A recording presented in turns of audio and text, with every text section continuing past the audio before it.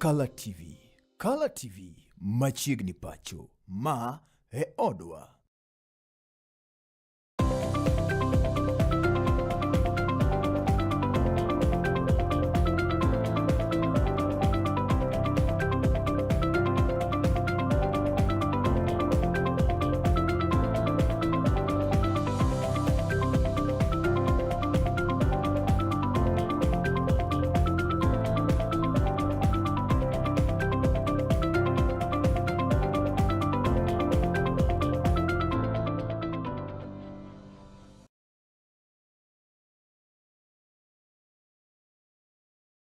Kinde mabende wayudo weche maket koda mago nyinga Nelly Achieng ndine jalo komara David Abila.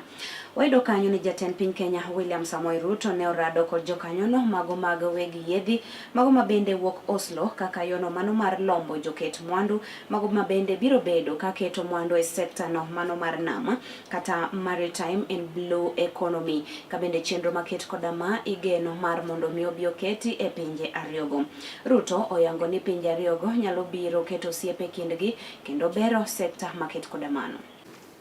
A challenge, of course, because it makes it difficult for us to move goods. It increases the cost of transport. It has, for example, occasioned very high fuel prices in our part of the world. But also it presents an opportunity that there could be possibilities of new partnerships.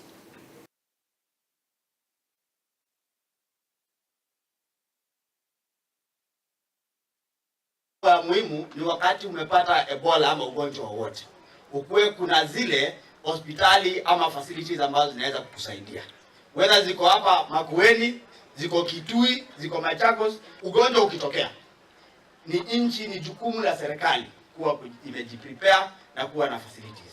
Na ndio nasema kwa sababu Makueni county yetu as 184 kilometers of Mombasa Road, ambayo ni mtandao wa usafiri wa muhimu katika nchi yetu ya Kenya, ni lazima tukue na preparation.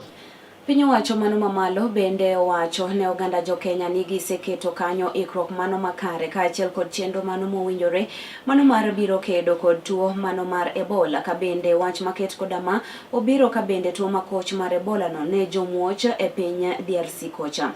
Giwacho kanyo ni jo Kenya obed kod knowing what government is doing. We have set aside enough resources to make sure that we manage the situation, and very soon we hope to come out of it. Thank you very much.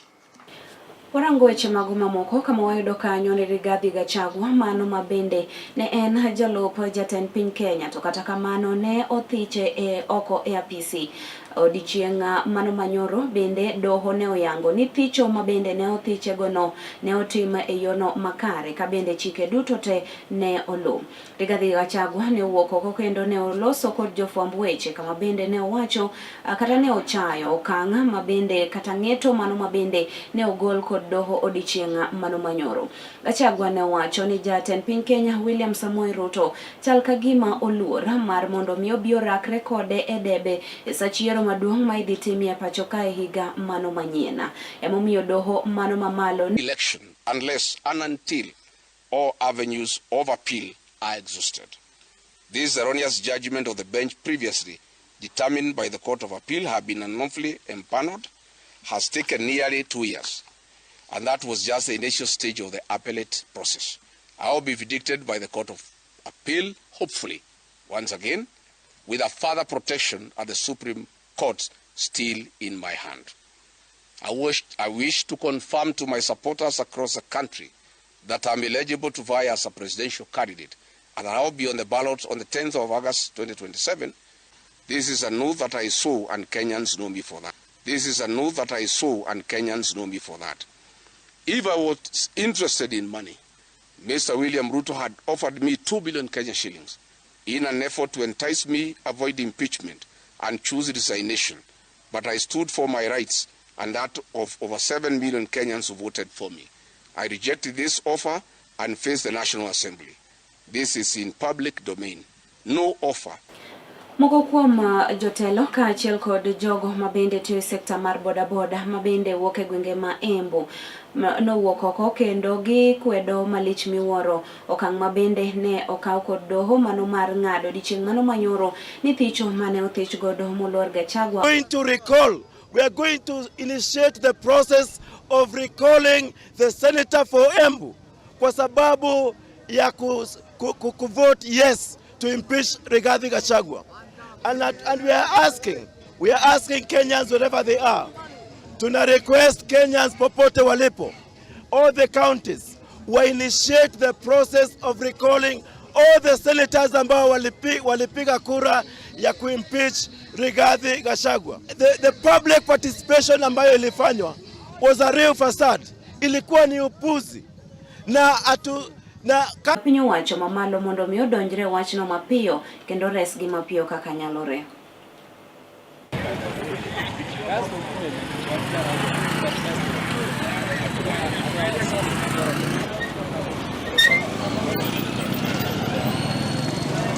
Ngeneze uchumi umeathirika manake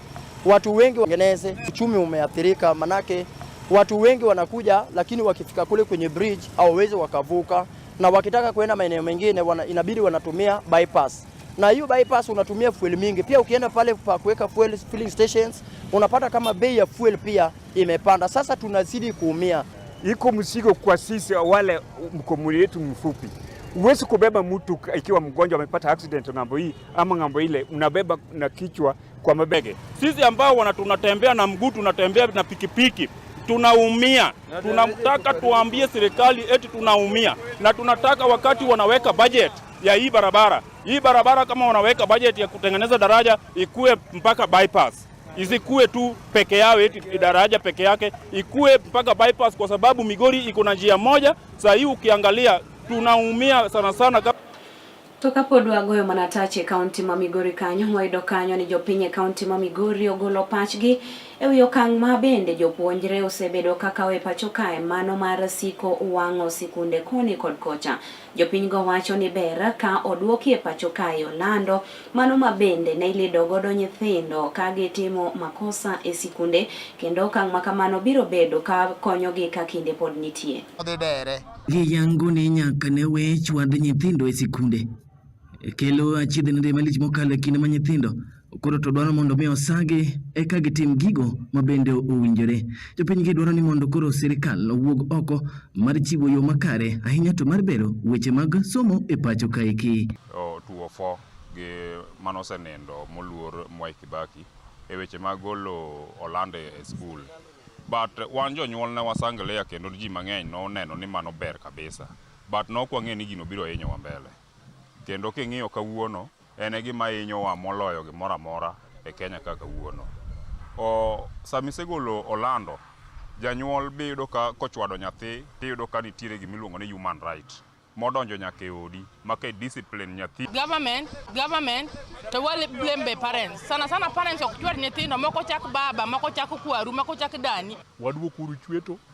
Counseling bedware no ket room moro school ka school mitimo ne nyithindo counseling. Nikech adiera nitie moko ma bende ya dala gi weche mang'eny e dala. Koro wan wakwayo ni kaka jopiny, kaka bunge la wananchi, mondo mi wager sikul mondo sikul odhi mbele. Katek ahinya to koro dwok nyithindo gi mondo mi odhi osom dala. Day sikul manitiere kuonde gwenge nyithindo nyalo mana some. Koro nyathi dhi sikul gokinyi, oduogo godhiambo, ting'iyo characters. Wakwayo ni mondo mi sikul jotend jopuonje, Ministry of Education, PS, gibeda ne piny mos mondo mi gilos weche mag somo mondo bed moriere. Collins, Kala TV, County ma Migori.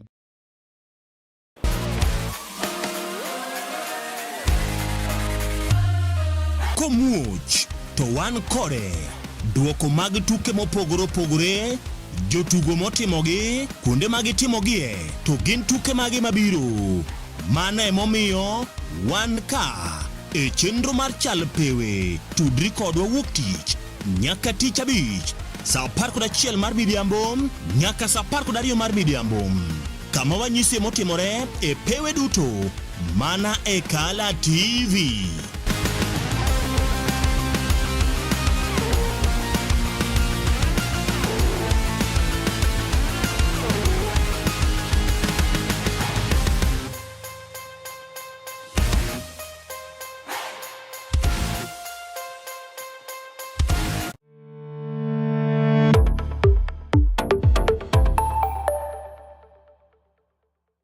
machiegni kendo wadhi nyime. Wayudo kanyo ni jalup gavana e kaunti no mano ma Kakamega Ayub Savula wacho ni ber ka bende piny owacho mano mamalo to moloyo to migawo no mano mar somo ochako duogo kendo okanga mano mar lido nyithindo kata duogo Orlando e sikul ka bende mano biro ka otenre kod cases mago ma osebedo ka medore mago ma bende nyithindo osebedo ka wango sikunde koni kod kocha. Tuombe wanafunzi wetu, na wanafunzi wakienda after hivi, mzazi weka kiboko kwa wanafunzi au discipline. Kule Gilgil Utumishi Academy wanafunzi 6 wanashikana, wanakuwa na mkutano wasichana na wanaenda kuchoma dormitory. Toka waduogo e kaunti mano ma Kisumu kae wayudo kanyo ni riwruok wa Keini mano mar Silver Women Group mano ma bende wuok Kisumu West e kaunti mano ma Kisumu kae bende to koro kwayo Kenya Women Finance Trust kata gimiyo ge kanyo ndalo mago ma bende romo 7 mar mondo mi giduok negi kanyo omenda gi ma bende gisekano kanyo. Kao kamano to gibiro bedo ka gikaw negi ondamo magera mano mar chik.